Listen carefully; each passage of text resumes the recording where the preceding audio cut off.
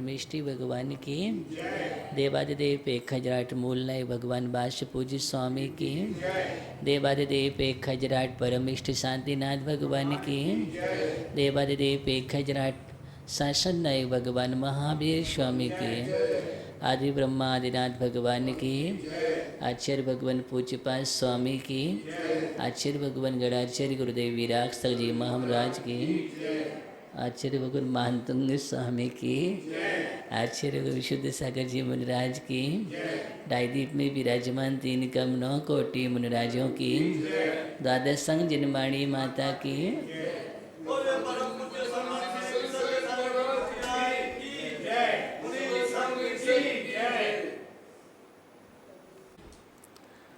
भक्ति की अविरल गंगा में अवगाहन करते हुए निरंतर ही भक्ति की गहराई को समझने का प्रयास कर रहे हैं। वास्तव में जीवन में भक्ति बहुत ही महत्वपूर्ण है। भक्ति मुक्तिदायिनी कही गई है। भक्ति से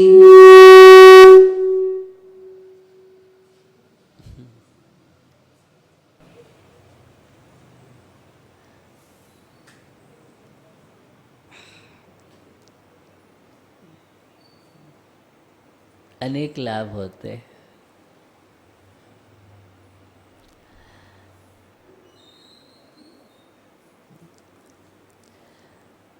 भक्ति हमारे जीवन के लिए भगवान से जोड़ते हैं। सबसे बड़ी विशेषता तो ये है। दूसरी बात, भक्ति हमें अपना ही आभास कराती है कि तुम्हारे अंदर भी वो शक्ति मौजूद है जिस शक्ति के माध्यम से आप भगवान बन सकते हो। जैसे दूध के अंदर घी है, वैसे ही हमारी आत्मा के अंदर परमात्मा विद्यमान है। इसका अगर दिग्दर्शन कराने वाली है तो भक्ति है, क्योंकि हम भगवान के पास वीतराग मुद्रा को देखते हैं तो वीतराग मुद्रा को देखने के बाद मालूम चलता है कि हमारे जीवन में ये स्वरूप तो मेरा भी है, लेकिन इस स्वरूप से हम अभी तक अनभिज्ञ रहे हैं। उसका बोध कराने वाली अगर चीज़ है तो उसका नाम भक्ति है, जो हमें वीतरागता का बोध कराती है। राग का बोध तो हमने बहुत किया है, अनेक भावों में किया है और करते चले आ रहे हैं, लेकिन अभी तक वीतरागता के वेदन की बात तो बहुत दूर की बात मैं कह रहा हूँ, बहुत बड़ी बात हो जाती है, लेकिन वीतरागता का बोध भी नहीं हुआ है। बोध नहीं हुआ है। अभी आपको राग का ही बोध है। किसका है? राग का बोध है। राग का अनुभव है। राग को हमने सुना है, राग को हमने समझा भी है, लेकिन ना तो हमने बोध किया है वीतरागता का, ना हमने वीतरागता की चर्चा सुनने के लिए अपना मन लगाया है। और अगर आपसे वीतरागता की बात की जाए तो आपका मन भी, बहुत कम लोग हैं जिनका वीतरागता की तत्व चर्चा जो हम करें उसमें अगर मन लगता हो, और अगर आपसे कोई संसार की कहानी सुनाने लग जाए तो आपका मन बहुत अच्छा लगेगा। मुझे मालूम है कि मन की आदत पड़ चुकी है, संस्कार पड़ चुके हैं मन के। लेकिन मानतुंग स्वामी का मन देखिए आप, धन्य है। ऐसे आचार्य मानतुंग स्वामी का क्या उत्कृष्ट मन होगा। हम उस मन की ही बात करने जा रहे हैं आपसे कि ऐसा उत्कृष्ट मन अगर हमारे पास आ जाए तो देखो फिर आपके जीवन में कितना आनंद आता है। आपके जीवन में सारी उपलब्धियां होने का अगर कोई स्रोत, अगर कोई कारण है, तो मानतुंग स्वामी यही बतलाने जा रहे हैं कि उत्कृष्ट मन। और उत्कृष्ट मन का अर्थ ये होता है कि मन की पवित्रता। उत्कृष्ट मन किसे कहते हैं? जिस मन में निश्चित अहिर्निश अपने इष्ट का स्मरण किया जाता है, इष्ट का स्मरण किया जाता है, जिस मन में अपने लक्ष्य का स्मरण किया जाता है, उसका नाम ही उत्कृष्ट मन है। अभी हम स्मरण करते भी हैं तो संसारी का करते हैं, राग द्वेष का करेंगे, स्मरण करेंगे तो स्मरण हम करेंगे तो किसी से हमारी घनिष्ठता है, मित्रता है, जो हमें पसंद है, उसको हम स्मरण करेंगे। आप बोलते ना मुझे याद आ रही है, आती है ना याद? कौन है ऐसा जिसको याद नहीं आती हो? सभी को याद आती है। ज्ञानी प्रकाश चंद जी, याद आती है ना? हाँ, अब आप बतलाएं किसके आती है? याद तो आती है। क्यों?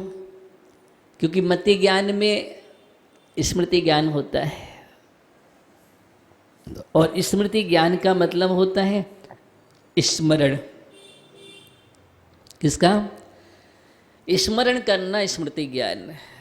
किसका स्मरण करना?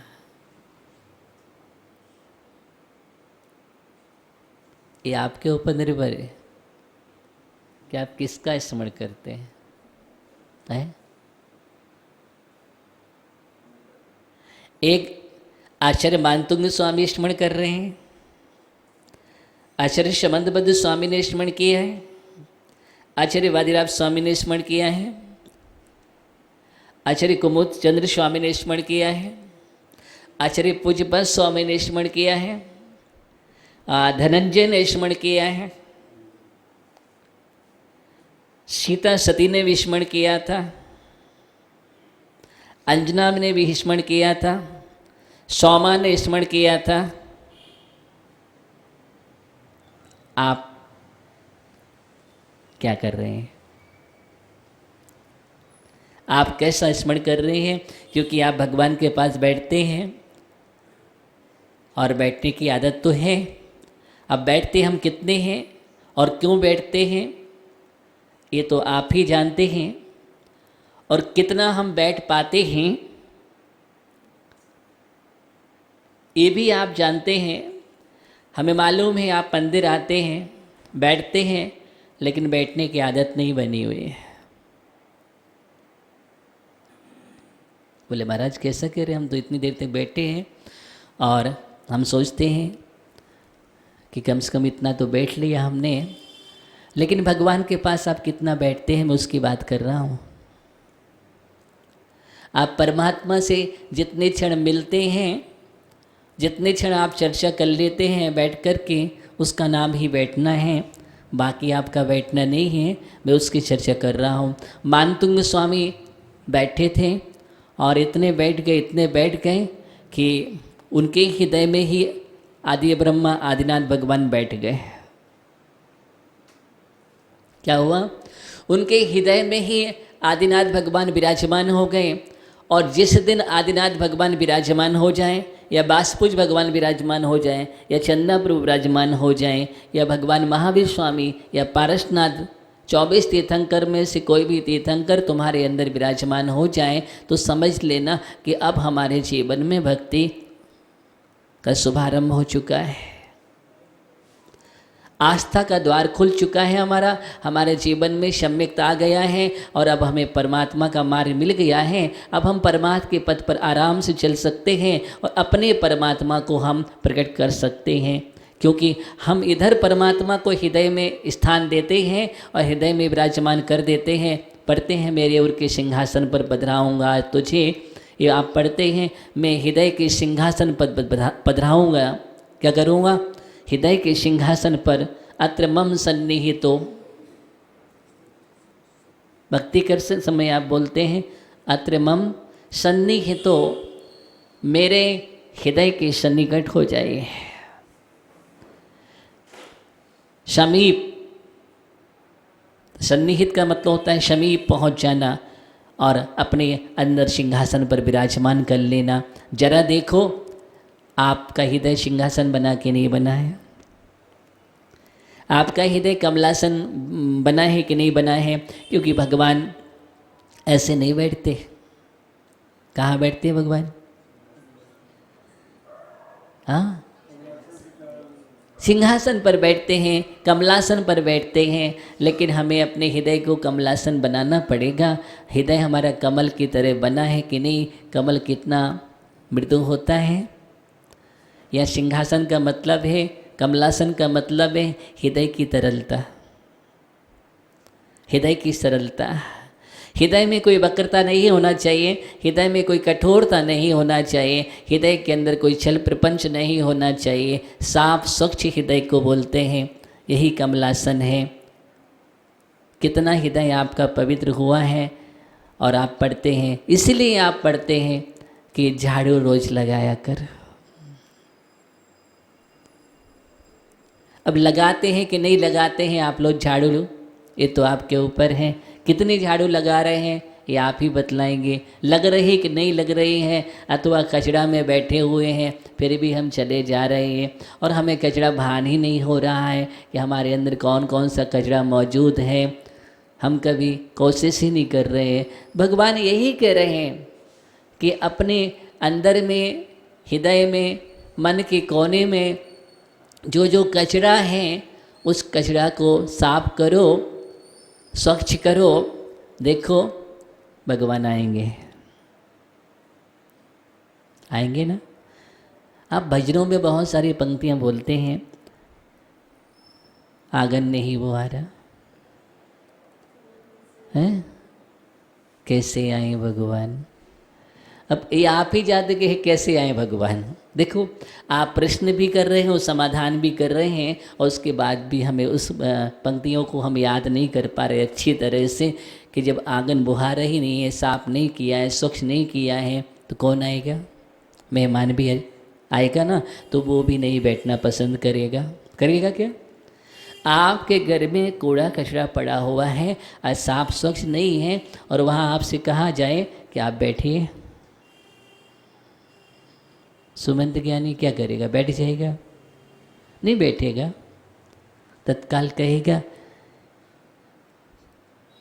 यहाँ पर सफाई नहीं की गई है क्या? पहले इस कचरा साफ करो।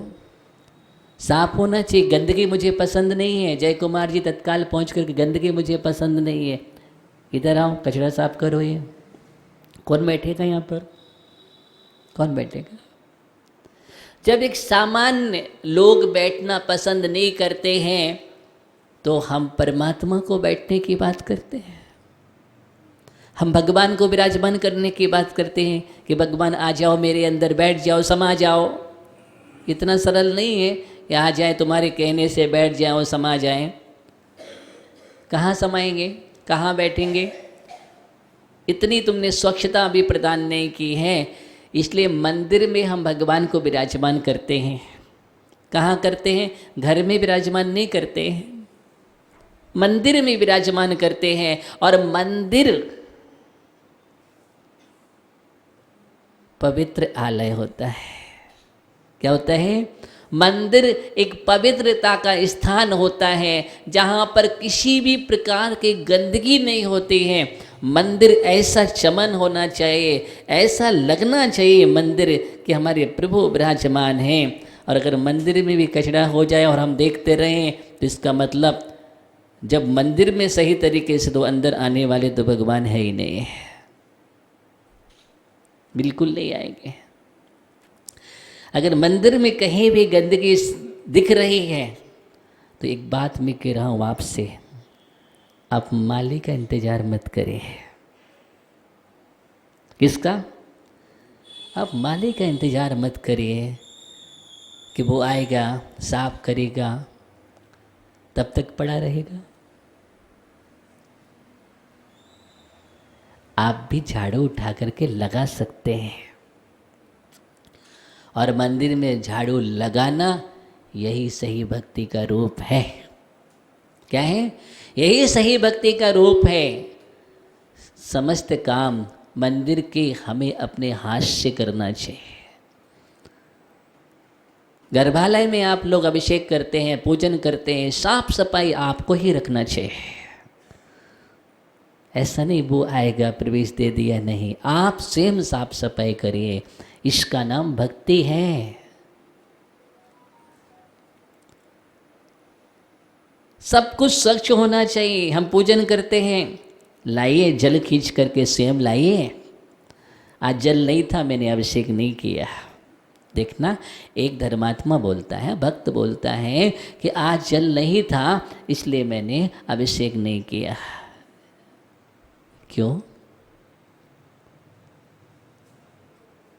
पूजन आपको करने थी, कर्तव्य आपका था कि किसी और का था? आप क्या कुएं से जल भर करके आप नहीं ला सकते? बोलो। कुएं से जल भर करके आपको ही लाना चाहिए, आपको लाना चाहिए। इथा स्थान विलचानी आपको ही डालनी चाहिए।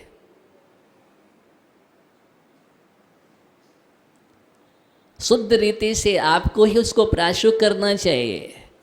द्रव्य को आपको ही धोना चाहिए देख शोध करके, और थाली आपको ही लगाना चाहिए। ये है पूजन। अथवा ये आप नहीं करते हैं तो समझ लेना कि आधा पुण्य तो गया आपका। हाँ गया, क्योंकि पूजन की शुरुआत यहाँ से होती है। और ये नहीं किया, आप सोचते हैं लगी लगाई मिल जाए थाली, फिर आऊँगा उधर चंदन तंदुल बोलूँगा, साहा हम चले, समेट भी तुम लेना। देखिए, चौका लगा लगाए मिल जाए, मैं पहुंचूंगा महाराज के सामने, महाराज मन शुद्ध है, वचन शुद्ध है, काय शुद्ध है, आहार जल शुद्ध है, हे स्वामी आहार ग्रहण कीजिए। मैं चला। तैयार मिलना चाहिए। अगर तैयार मिल जाएगा तो मैं आहार देने आ जाऊंगा, लेकिन उसको भी मुझे ध्यान दिला देना, मुझे कॉल कर देना। वेरी गुड, क्या भक्ति है। ये भक्ति की आजकल परिभाषा होते चले जा रहे हैं। इतने हम सुविधाजनक कि आप अपने कर्तव्यों को सही रूप से नहीं कर रहे हैं। क्या नहीं कर रहे हैं? कर्तव्यों को सही रूप से नहीं कर रहे हैं, इसलिए चमत्कार नहीं हो रहा है। इसलिए चमत्कार नहीं हो रहा है। जो आपको मिलना चाहिए, असंख्यात गुणे कर्मों के नजरा होना चाहिए। दान और पूजन करने से श्रेष्ठ धर्म है। गृहस्थ का सबसे बड़ा अगर कर्तव्य है तो दान और पूजा, दो ही कर्तव्य कुंद कुंद स्वामी ने बतलाए हैं। और दो कर्तव्यों में भी अगर हमारा प्रमाद बना रहे तो फिर उसको गृहस्थ गृहस्थ नहीं कहा गया है, तेषाम धिग्रस्त आश्रम, उसको धिक्कार कहा गया है गृहस्थ आश्रम के लिए। ऐसा आगम की बात कर रहा हूँ। पद्मनंदी पिंचवंश का उठा करके पढ़ो, वहाँ लिखा हुआ है जीवताम तेषाम निष्फलम, उसका जीवन निष्फल हो गया। क्या लिखा है? उसका जीवन निष्फल हो गया। आगम पढ़ो। एक तो आप लोग स्वाध्याय करते नहीं है तो आपको पता नहीं है। पद्मनंदी पंचविंशत का ग्रंथ का स्वाध्याय करो। इसके लिए किसका? पद्मनंदी पंचविंशत का ग्रंथ का स्वाध्याय करो। देखो उसमें बतलाएंगे गृहस्थ आश्रम, इसके बिना तो सब शून्य है, शून्य है। अगर हमें आपके लिए कहना पड़े कि आप लोग अभिषेक पूजन किया करो तो मुझे आश्चर्य होता है। फिर आपका गृहस्थ आश्रम का मतलब क्या हुआ? आपको प्रेरणा देनी पड़ रही है, जबकि आपका कर्तव्य है आपसे कहना पड़ेगा मुझे भोजन करो। अशोक भैया, यानी भोजन के लिए तो नहीं कहना पड़ता है।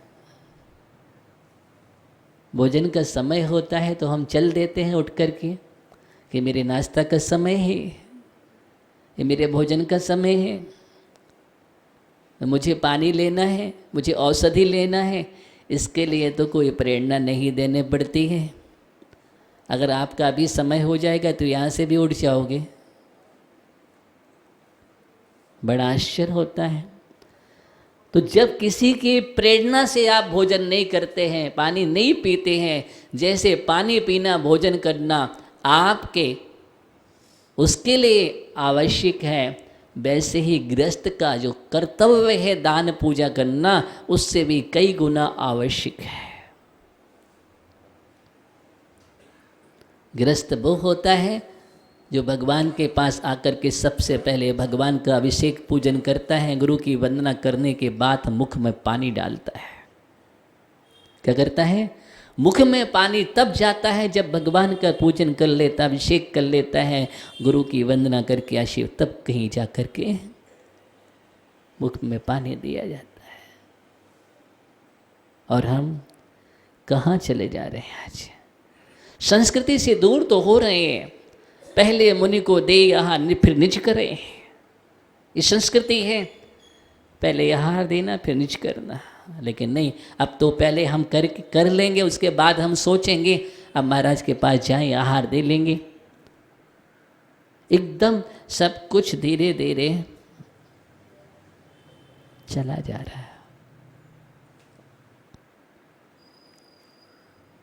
मानतुंग स्वामी कि मन की पवित्रता की बात कर रहा था कि जब मन ऐसा पवित्र होता है, इन कर्तव्यों के प्रति दत्त चित्त होता है, दत्तावधान होता है, श्रद्धान, आस्था, समर्पण, लगन, रुचि होते हैं, तो रुचि लगन से ही सब कुछ होता है।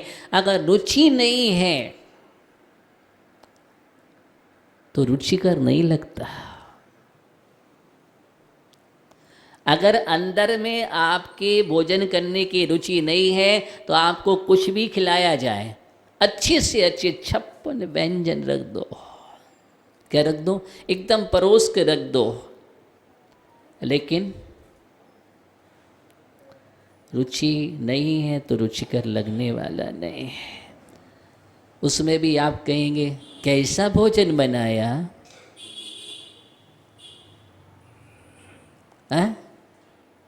रुचि नहीं है, अमृत भी अच्छा नहीं लगता है। और अगर पित्तजोर है तो मीठा दूध, बागचंद जी, पित्तजोर वाले के लिए मीठा दूध कैसा लगता है? बोलो, कड़वा लगता है। कैसे लगता है?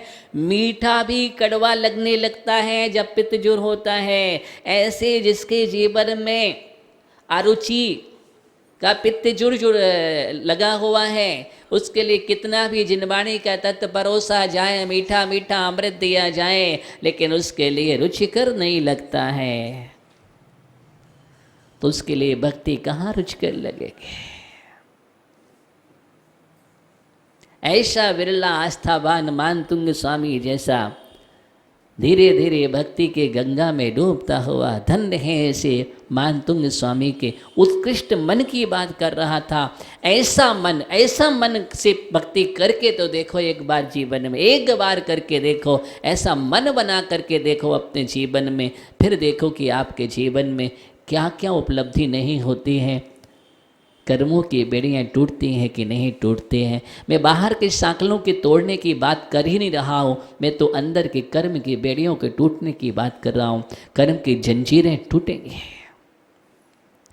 पाप कर्म की जंजीरें टूटते चले जाएंगे। आपको कुछ मेहनत नहीं करना है, कुछ मेहनत नहीं करना है, आपको मन को विशुद्ध करना है, पवित्र करना है और भक्ति में डूब जाना है। अशुभ कर्म की बेड़ियों की बात तोड़ने की बात कर रहा हूँ। किसकी? अशुभ कर्म की। अशुभ कर्म की बेड़ियाँ जो श्रृंखला अपने आप टूटते चले जाएंगे। क्या होगी? अपने आप टूटते चले जाएंगे। वहाँ पर मानतुंग स्वामी शुभ मन के साथ, प्रशस्त मन के साथ भगवान के गुणों में लीन हो जाते हैं, क्या हुआ? अपने आप सांकल टूटे कि वो तोड़ रहे हैं, टूट रहे हैं। बस ऐसे ही कर्म भी टूटते चले जाना चाहिए। उसका नाम भक्ति है, उसका नाम भक्ति है। और ये भक्ति चौथे काल की नहीं थी। एक बात और आपको बतला दूं, आचार्य मानतुंग स्वामी किस काल में हुए? पंचम काल में हुए। समंतभद्र स्वामी, पूज्यपाद स्वामी, बादीराज स्वामी, ओहो, ये सभी आचार्य भगवान, कुंद स्वामी, सभी आचार्य भगवान पंचम काल में। और पंचम काल का इतना पवित्र मन वाला जी और भगवान की भक्ति करने में डूब गया। क्या हुआ? इस काल में भी, अरे छोड़ो, वो तो आचार्य भगवान थे। सेठ धनंजय, कभी धनंजय की बात करता हूं, उन्होंने विशापाहार स्त्रोत लिख दिया। मरणासन्न बालक पड़ा हुआ है। क्या पड़ा हुआ है? मरणासन्न बालक पड़ा हुआ है और वो अपनी भक्ति में डूबे हुए हैं। और आप होते उस समय क्या करते? एक मिनट में भक्ति छोड़ करके तत्काल भागते और नाना चक्कर लगाते हैं। आप बोलते भगवान भक्ति तो बाद में हो जाएगी, भक्ति तो बाद में हो जाएगी अगर ये चला गया तो। लेकिन वहां धनंजय ने ऐसा नहीं सोचा।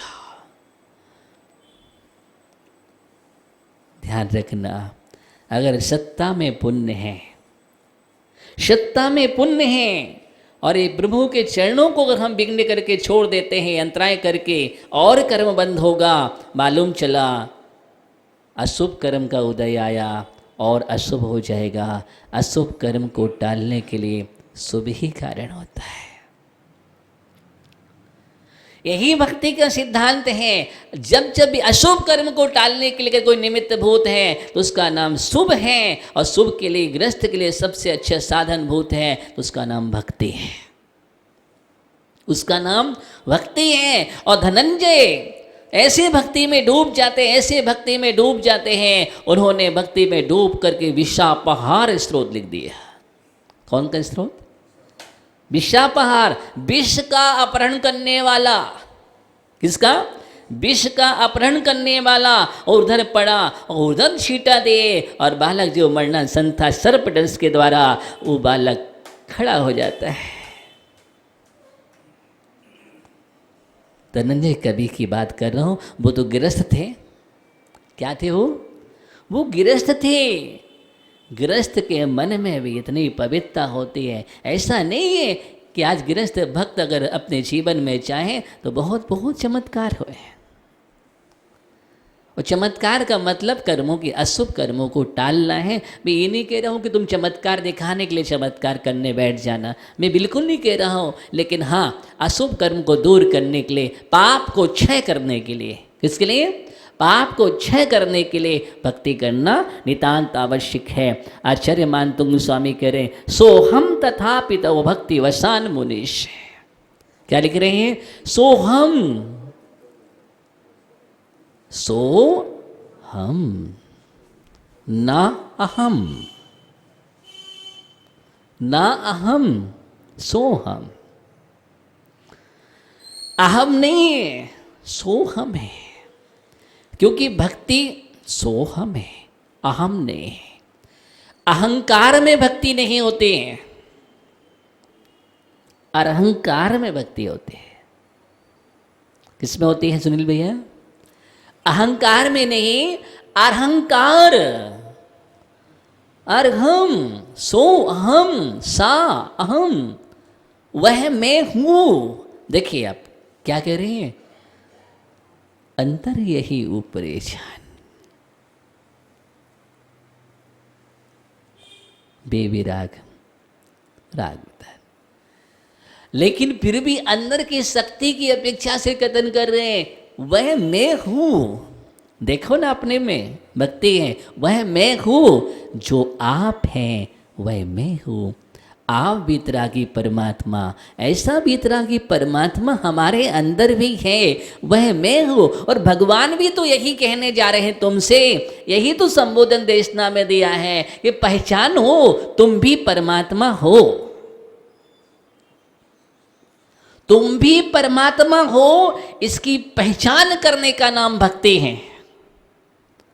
भक्ति करते करते पहचान हो जाना चाहिए कि जैसे आप भगवान हैं, हमारे अंदर भी भगवान हैं। अंतर क्या है? आप अभिव्यक्त हैं और हम अनभिव्यक्त हैं। आप व्यक्त परमात्मा हैं और हम शक्ति के परमात्मा हैं। किसके? आप व्यक्त परमात्मा और हम शक्ति रूपी परमात्मा हैं। अभी हमारी अभिव्यक्ति नहीं हुई है, इसलिए आपका अवलंबन ले रहा हूं, आपका अवलंबन ले रहा हूं, आपका सहारा ले रहा हूं। इसका नाम भक्ति है, इसी का नाम भक्ति है। और भक्ति की यही भाषा है, भक्ति की यही भाषा। सो हम तथापि तव भक्ति वसान मुनि से, हे मुनि सुन मुनियों की तो भी तथापि विगत शक्ति अपि, मेरे अंदर सामर्थ्यहीन होते हुए भी साहम मैं अल्पज्ञ। दूसरा अर्थ क्या निकाला? साहम मैं अल्पज्ञ। और आध्यात्मिक अर्थ क्या है? वह मैं हूं। एक शब्द के कई अर्थ होते हैं। स्तुवन स्तुति को कर्तुम करने के लिए प्रवृत्ता तैयार हुआ हो, जैसे मृगी। क्या एक दृष्टांत दिया था? जैसे मृगी हिरणी अपनी शक्ति का विचार नहीं करके प्रीत्यात, प्रीति के कारण वात्सल स्नेह से सनी हुई। आत्मप्रीति शब्द का प्रयोग किया गया है। देखिए, आत्मप्रीति शब्द का ऐसा प्रेम, ऐसा स्नेह का यहाँ पर प्रयोग किया गया है जो एकदम अंदर से फूटता है। अंदर से फूटने वाला जो होता है वही प्रीति, वही प्रेम, वही स्नेह, वही वात्सल, वही भक्ति का कारण बनता है, वही भक्ति का कारण बनता है। निज सुसो, अपने बच्चों की परिपालन के रक्षा के लिए मृगेंद्रम किम, सिंह के सामने खड़ी हो जाती है, लड़ने के लिए तैयार हो जाती है, सामना करने की, मुकाबला करने की। नहीं, हम अपने बच्चों की रक्षा करेंगे, भक्षण नहीं होने देंगे। और वो सिंह भी तैयार हो जाती है तो सिंह भी सोच में पड़ जाता है, सिंह भी सोच में पड़ जाता है। मृगेंद्रम, सिंह के सामने न भीति, आती है, अवश्य आती है। और स्नेह का भी बड़ा अद्भुत प्रताप होता है। देखना कि सिंह के सामने वो हिरणी खड़ी हुई है और सिंह ने कहा कि हम तुम्हारे लिए भक्षण करना चाहते हैं, हम तुम्हारे लिए भक्षण करना चाहते हैं। और सिंह के सामने हिरणी क्या करेगी? अब कहीं भी शरण दिख नहीं रही है, तो उसने कहा कि हाँ, मुझे भक्षण कर लेना, लेकिन थोड़ा सा मैं वक्त चाहता हूँ, मैं थोड़ा सा वक्त चाहता हूँ, थोड़ा सा समय दे दीजिए। क्या? मेरे बच्चे भूखे हैं। क्या है? मेरे बच्चे भूखे हैं, बस मैं बच्चों को दूध पिला करके आपके सामने आ जाऊंगे। सिंह ने ये बात सुनी, पहले तो मना किया, बाद में कहा ठीक है। और वो हिरणी दौड़ करके जाती है, अपने बच्चों से कहती, बेटा जल्दी आओ, जल्दी आओ, जल्दी से दूध पियो।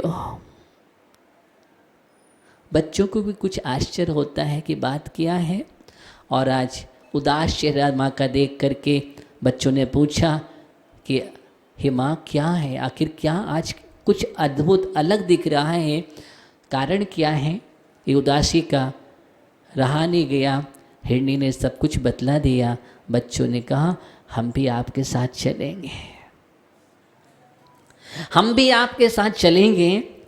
और ऐसा कैसे हो कि मेरी माँ और बच्चों के साथ पहुँचती है सिंह के सामने हिरनी ने कहा कि देखो हम तैयार हैं, आप अपना काम कर सकते हैं।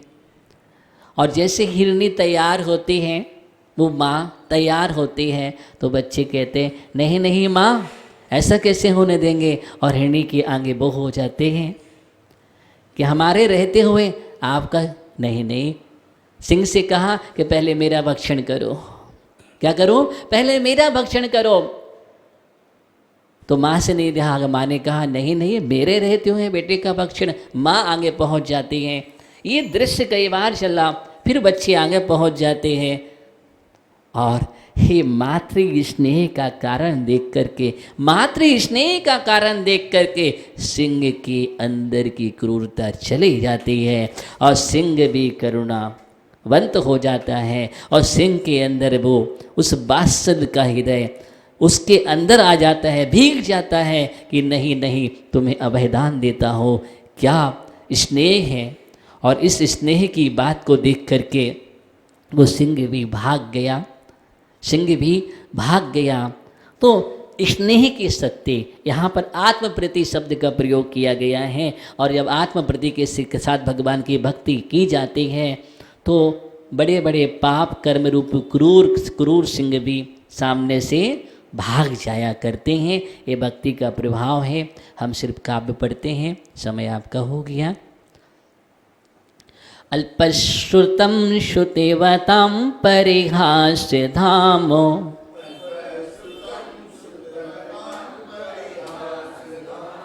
तद्भक्तिरेव मुखिरी कुरुते वालान् माम्।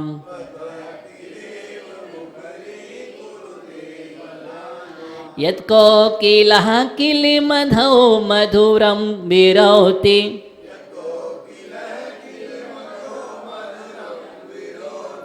तच्चाम्रचारुकलिका निकिरैकहेतु।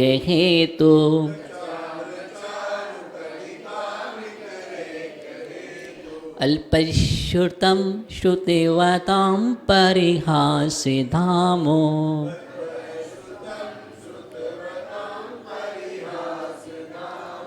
त्वद्भक्तिरेव मुखिरी कुरुते वालान् माम्।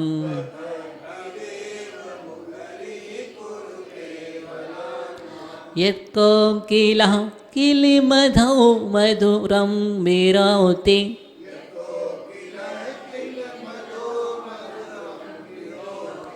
तच्चाम्रचारुकलिका निकिरैकहेतु।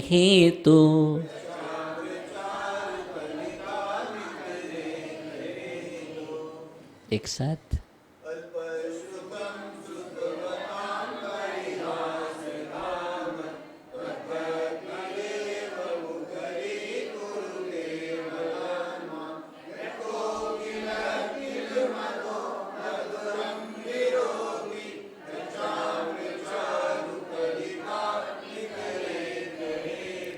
देखें, एक काव्य सरस्वती विद्या प्रसारक काव्य है। क्षयपसम को तीव्र करने वाला, अज्ञानता को हरने वाला, जिसके जीवन में धारणा नहीं बन पाती है, स्मृतियाँ कमज़ोर हो जाती हैं, याद नहीं होता, भूल जाते हैं, ज्ञान का क्षयपसम विशेष नहीं है, उन सब के लिए इस काव्य की विशेष आराधना करना चाहिए।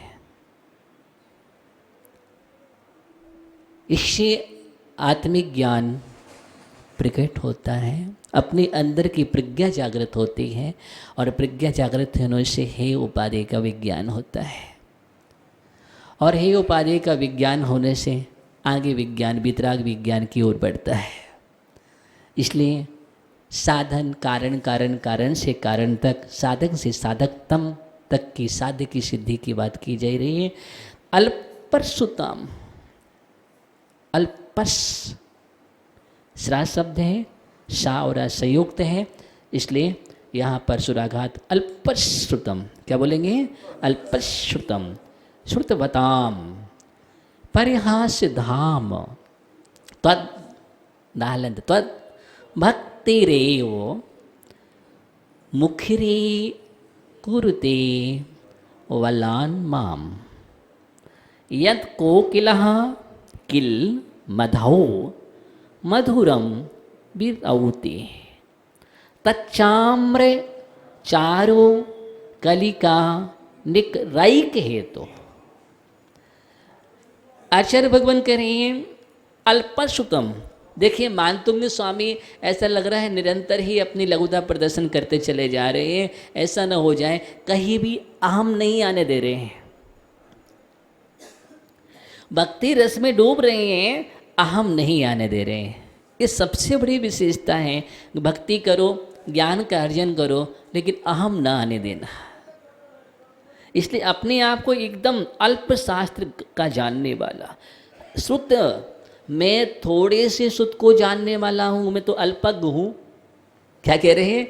अल्प शास्त्र का जानने वाला, श्रुत बताम, मुझे मालूम है जो श्रुतवान हैं, विद्वान हैं, उन विद्वानों की परिहास धाम, हंसी का पात्र हो रहा हूँ। क्या हो रहा हूँ? मैं थोड़े से श्रुत वाला विद्वानों की सभा में अगर जाऊंगा, विद्वानों के बीच में, तो हंसी का पात्र हो रहा हूँ। माम बलात् माम, ना का था बलात् माम, माम माने मुझको, त्वद भक्ति एव, भक्ति ही एव, विसर्ग हो जाएगा, भक्ति ही, त्वद भक्ति, आपकी भक्ति, माम माने मुझको, त्वद भक्ति, आपकी भक्ति, एव ही, आपकी भक्ति ही, बलात्, बलपूर्वक, क्या? बलपूर्वक, मुखरी कुरते, बाचाल कर रही है मुझे।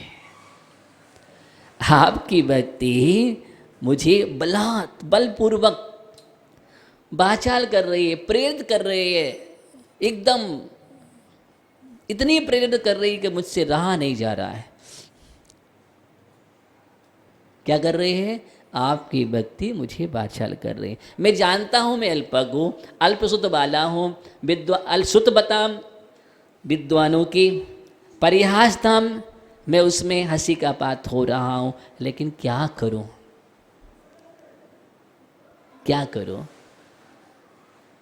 फिर भी मैं, आपकी भक्ति मुझे बलात् प्रेरित कर रही है। कैसे कर रही है? एग्जाम्पल दिया है, यत, जो, कोकिलहा, कोयल, कोकिला कौन?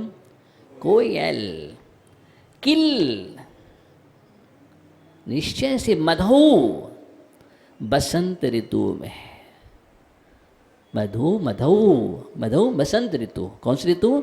बसंत ऋतु में, मधुरम, सुरीली आवाज, मधुर मधुर आवाज में, बिरोती, बोलती है, कोयल कूकती है, कुहकती है,